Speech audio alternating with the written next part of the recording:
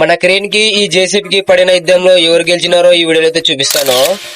So hello guys, నేను మీ Muju, welcome to Kurnool crane lock. So ఇక ఈ రోజు మ్యాటర్ ఏంటంటే మనం క్రేన్ తీసుకొని కర్నూలు నుంచి గుడూరుకి అయితే పోతున్నాము. ఎందుకంటే గుడూరులో కరెంట్ పోల్ ఉన్నాయన్నమాట, దానికైతే ఎత్తడానికి పోతున్నాము. ఇక సీదా పెట్రోల్ బంక్ కాడికి వచ్చి పెట్రోల్ ఊపకుండా డీజిల్ అయితే ఊపిస్తున్నాను.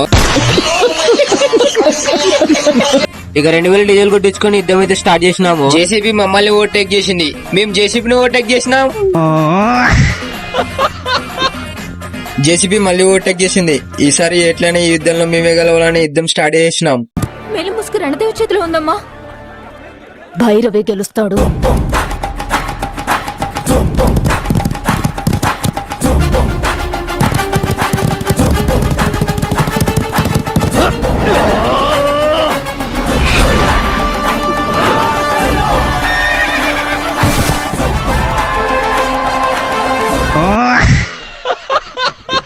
ఇక ఫైనల్ గా గుడూరు లేకైతే వచ్చేసినాం.